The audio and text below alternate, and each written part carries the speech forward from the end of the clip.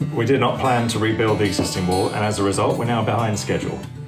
We're going to have to overlap this unplanned work so that we're ready for concrete on Friday, but it's not that simple.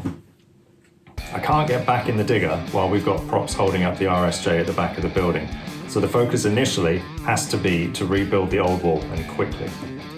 Once the wall is secure and the props are out, I'll need to finish excavating it so that we can get our hardcore in.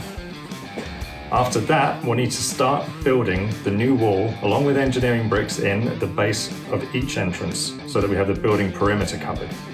Once we have all that done, we need to get our membrane down and secure it in place, ready to have the concrete laid on top. And if we have any time left after all that, then we have a wall to finish building. We have 4 days to accomplish all of this, so we better get to it.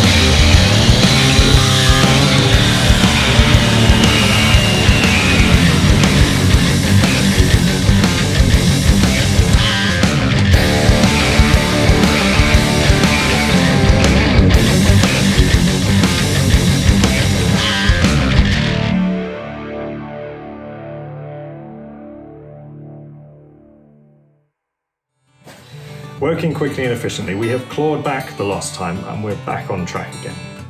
Our ready mixed concrete delivery will be here soon, and hopefully they can reverse right up to the entrance to the building so that we can just barrow the mix throughout the room easily. The process is pretty straightforward. We start by overfilling beyond our level for a few meters, and then screed and tamp across the room with a straight edge, resting on the battens we fixed to the side of the room yesterday. This will give us a surface which is as flat as it needs to be, and more importantly, is flush with the height that we need. We'll repeat this process as we go down the length of the room. I booked a 2-hour slot for the delivery, but we're going to try and do it in 1.